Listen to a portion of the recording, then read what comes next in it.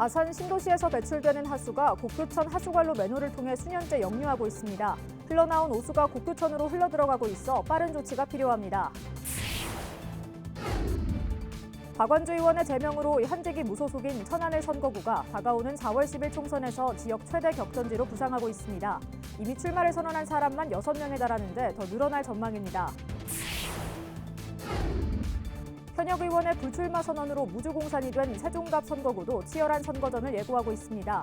국회 세종이사당이 자리하는 정치적 상징성을 고려한 전략공천 여부가 최대 변수가 될 전망입니다. 시청자 여러분 안녕하십니까? BTV 뉴스입니다. 아산 신도시에서 배출되는 하수가 곡교천 하수관로 맨홀을 통해 역류하고 있습니다. 하수를 처리하는 시설의 처리량을 넘어선 게 가장 큰 이유로 꼽히고 있는데요. 수년째 이런 현상이 계속되고 있는 만큼 빠른 조치가 필요해 보입니다. 보도에 김장섭 기자입니다. 하수관로 맨홀에서 오수가 콸콸 쏟아집니다. 오수에는 누런 이물질이 둥둥 떠다니고 악취도 심합니다. 인근의 또 다른 맨홀, 오수가 분수처럼 역류합니다. 이렇게 쏟아진 오수는 국가 하천인 곡교천으로 모두 흘러 들어갑니다. 9시 조금 넘으니까 물이 조금씩 나오더니 이게 이제 본격적으로 나오잖아요. 다음 날 현장을 다시 찾았습니다. 보시는 것처럼 주변에는 누런 오수가 가득 고여 있는데요. 겨울인데도 불구하고 악취가 진동하고 있습니다. 바닥을 살짝만 휘저어도 퇴적물이 둥실 떠다니고 휴지 등 이물질도 곳곳에서 눈에 띕니다. 하천변에는 누런 오염물질이 가득 쌓였습니다. 아산 신도시에서 배출된 하수가 공공하수처리 시설로 이동하는 중 맨홀로 역류한 겁니다. 문제는 이러한 현상이 수년째 계속 발생하고 있다는 것. 아산시는 현재 신도시 공공하수처리 시설의 일일 하수처리량이 4만 5천 톤인데 비해 유입되는 하수량이 그보다 많아 처리가 늦어지며 맨홀로 역류 현상이 발생한 것으로 보고 있습니다.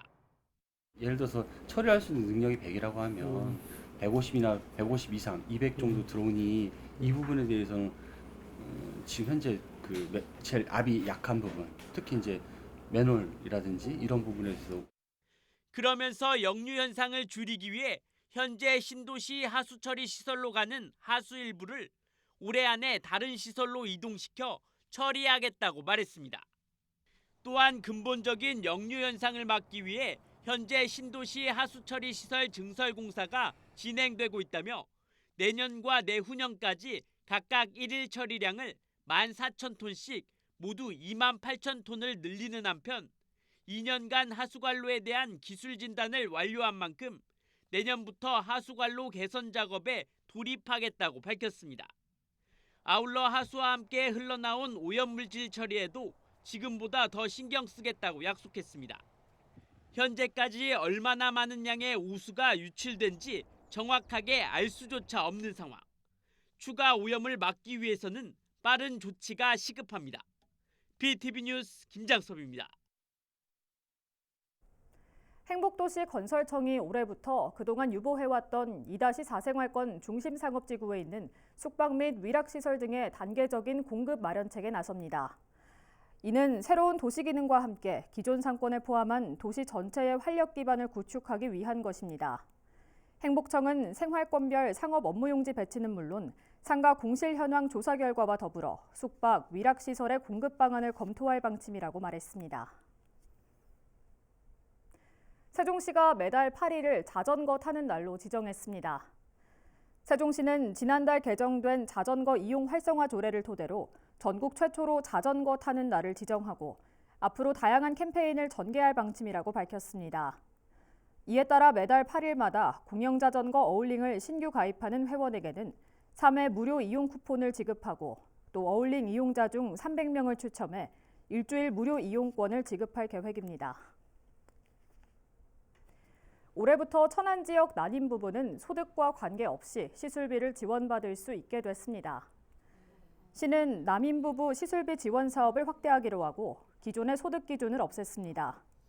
지원 내용은 인공수정과 체외수정 시술비 중 일부 또는 배아동렬비 등 비급여 3종입니다. 시술 종류와 나이 기준에 따라 20만 원에서 최대 110만 원까지 지원됩니다.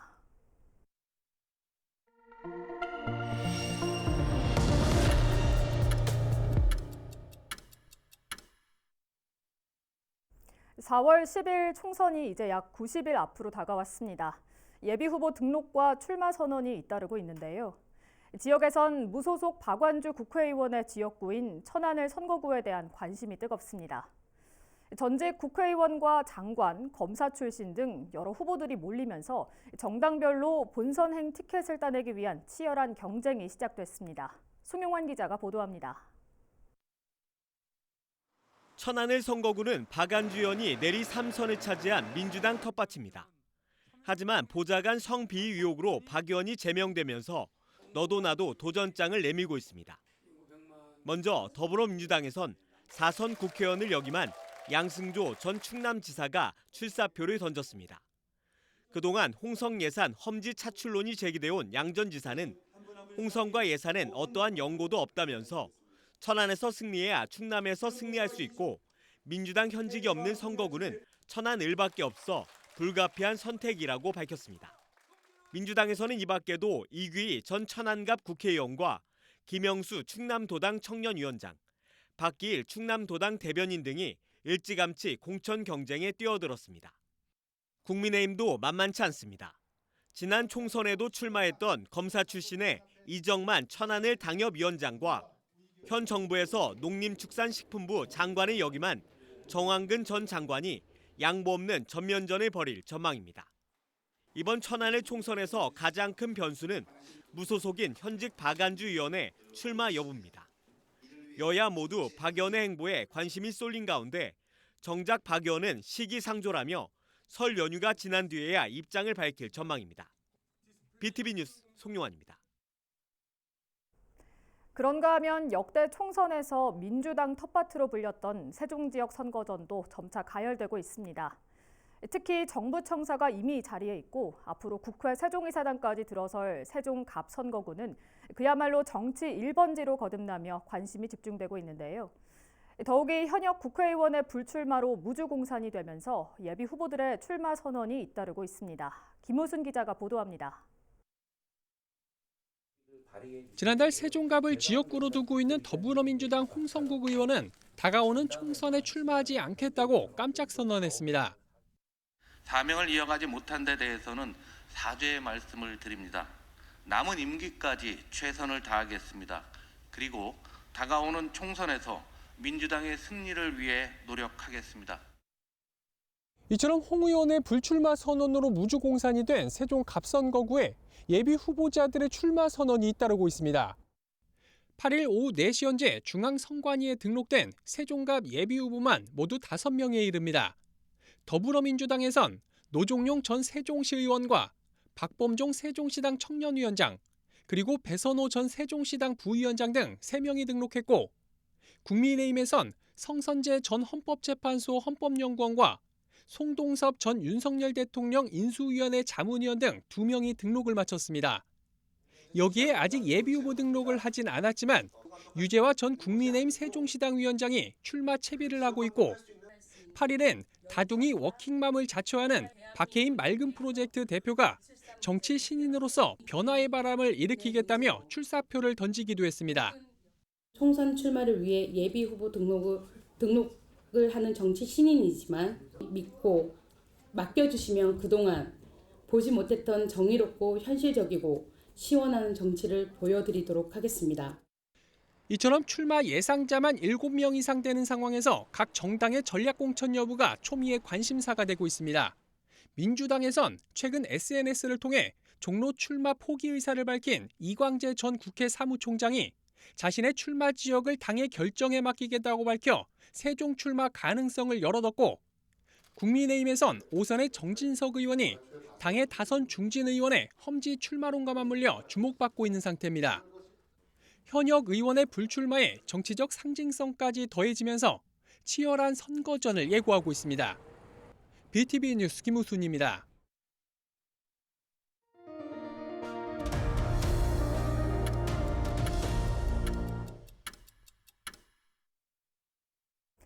지방 세수 감소 등의 여파로 세종시의 재정 여건이 악화되고 있는 소식 여러 차례 전해드렸는데요. 재정난이 현실화되면서 세종시 주요 현안 사업 추진에 차질이 우려되고 있는 상황입니다. 대표적으로 시립 어린이 도서관 건립이 올해 예산을 확보하지 못해 사업 정지된 것으로 확인됐습니다. 김우순 기자의 보도입니다. 세종국책연구단지 인근에 있는 모갯들 공원입니다. 세종시는 이곳 중심부 일원에 시립 어린이 도서관을 짓기로 하고 지난 2021년 균형발전 특별예산으로 국비 20억 원을 확보했습니다. 그리고는 이듬해 사업 부지를 행복청으로부터 인수받고 최근엔 부지에 대한 도시관리계획 변경까지 마쳤습니다. 이제 이달 중 설계를 마치고 착공만 남겨둔 상황. 하지만 사업 추진에 급제동이 걸리게 됐습니다. 시의 열악해진 재정 여건 탓에 올해 본 예산에 관련 예산이 한 푼도 편성되지 않은 것으로 확인됐습니다. 세종시가 사업 정지를 결정한 겁니다. 원활한 사업 진행을 위해선 지난해까지 확보한 예산 약 50억 원 외에도 올해와 내년에 약 99억 원의 예산을 추가로 확보해야 하는데 현재 열악한 재정 상태론 무리라고 판단한 겁니다. 세종시 관계자는 예산상의 문제로 부득이하게 사업 정지를 결정했다며 현재 진행 중인 설계를 이달 중 내실 있게 마무리 짓고 향후 예산을 확보하게 되면 바로 공사에 들어갈 수 있도록 잘 준비하겠다는 입장을 전했습니다. 그러나 시의 이 같은 사업 정지 결정을 두고 논란이 예상됩니다. 일부에선 저출산 현상이 사회적 문제로 대두된 상황에서 어린이 인구가 늘고 있는 세종시마저 아동 친화 정책을 포기한 처사라며 사업 우선순위를 다시 따져봐야 한다고 주장하고 있습니다. 일단은 사업 순위에서 저는 좀 밀렸다고 보고요. 이게 뭐 조금 민감한 사항일 수도 있지만 전 정부에서 시작했던 사업이기도 하고요. 현 정부 넘어오면서 현 시장님의 공약 사업에도 없는 부분이라 단순히 그 재정이 어렵다는 이유로 이 사업을 사장시키는 것 자체가 사실은 이해가 좀 되지 않습니다.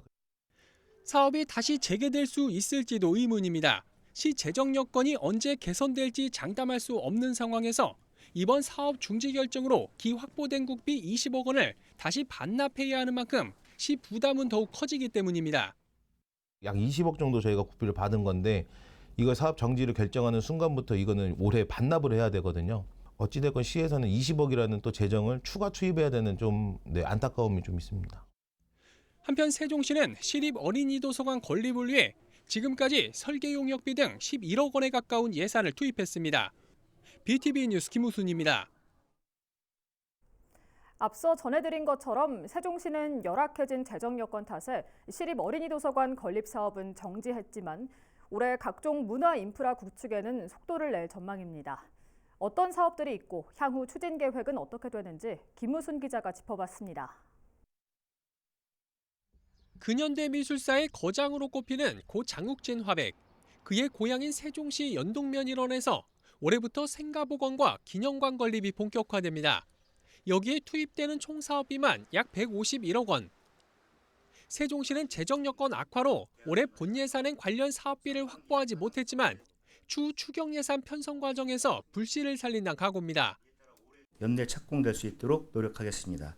24년도에 착공을 못하면 1년 또 딜레이 될 수가 있기 때문에 반드시 추경에 확보를 좀 해야 되겠다는 그런 의지를 담은 겁니다. 지난해 기본계획 수립을 마친 예술의 전당 소극장과 문학관 건립 사업은 2027년 준공을 목표로 지방재정 투자심사 등을 앞두고 있습니다.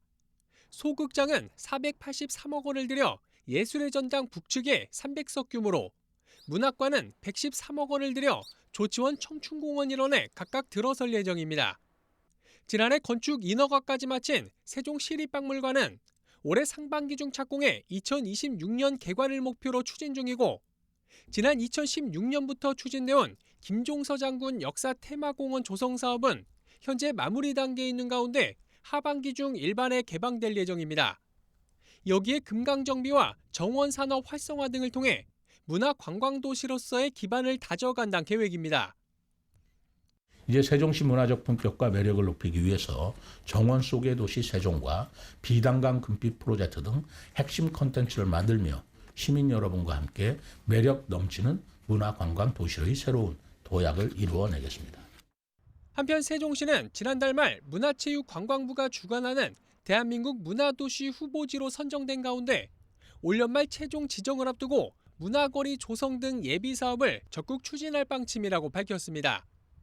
BTV 뉴스 김우순입니다. 천안 수십면에 있는 한명회 묘역과 각원사에 있는 묘법 연화경이 충남도 문화재로 새로 지정됐습니다.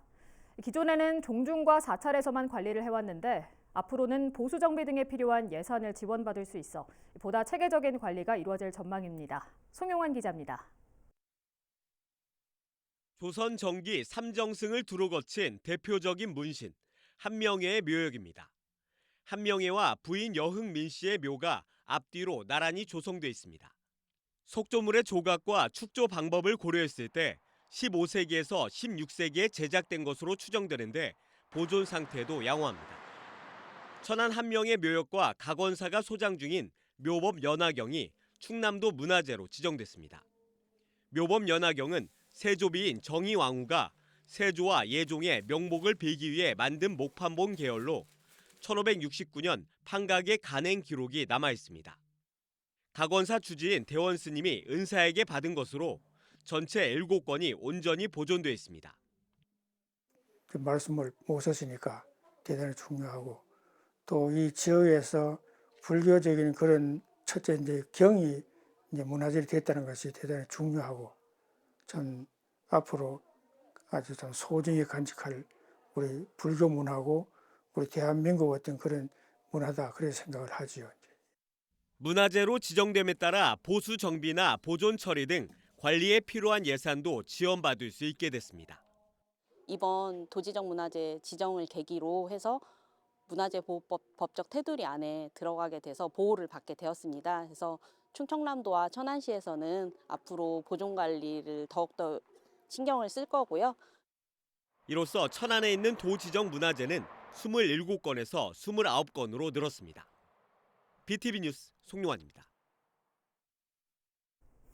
인구 100만 도시를 지향하는 천안시가 새로운 교통수단 도입하기 위한 공청회를 열었습니다. 전문가들은 정부의 탄소 중립 기조와 경제성 등을 따졌을 때 트램을 가장 적합한 교통수단으로 제시했습니다. 송용환 기자가 보도합니다. 천안에서 운행 중인 교통수단별 분담률입니다.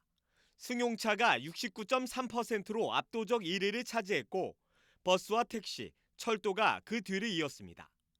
수도권 지자체들과 비교하면 천안의 대중교통 이용률이 낮은 것으로 나타났습니다. 더구나 주차장 확보율은 102%로 국토교통부가 제시한 적정 수치인 130%에 한참 못 미칩니다. 천안시가 인구 100만 시대를 준비하기 위해 신교통수단 도입 공청회를 열었습니다. 대부분의 전문가들은 천안시에 가장 적합한 교통수단으로 무가선 저상 트램을 제시했습니다. 경전철 등에 비해 공사비가 적게 들고 도로 위 노면에 설치할 수 있어 접근성도 높다는 겁니다. 이 트램이 일반적인 지하철이나 경전철에 비해서는 시간당 방향당 수송량과 차량 수명이나 차량 가격, 1노선 건설비를 비교를 해봤을 때 운영비도 적절한 선에서 우리가 타협을 볼 수 있고 여기에 철도를 국가기관 교통망의 근간으로 명시한 정부의 탄소 중립 정책에 따라 철도가 다른 교통수단보다 우선시되는 분위기입니다. 국가와 지방자치단체는 이행 성과를 계속해서 평가를 한다예요. 그러면 제일 먼저 말씀드렸던 천안시의 철도 수단 분담률이 3.6%에 불과합니다. 천안시는 이 부분을 계속 높여가야 된다는 거예요. 이어 KTX 천안 아산역과 시청, 천안역, 터미널, 당국대 병원에 있는 11.8km 구간을 비롯해 4개 노선을 제한하기도 했습니다. 트램 등의 신교통수단 도입은 도시교통 혁신은 물론이고 우리 시 발전에 큰 변화를 가져다 줄 건 확실합니다. 미래를 내다보고 지금부터라도 신교통수단의 도입을 확실히 준비해 나가도록 하겠습니다. 한편 천안시는 새로운 교통수단 도입을 위한 도시철도망 구축계획 수립 용역비로 올해 본 예산에 3억 5천만 원을 편성했습니다. BTV 뉴스 송용환입니다.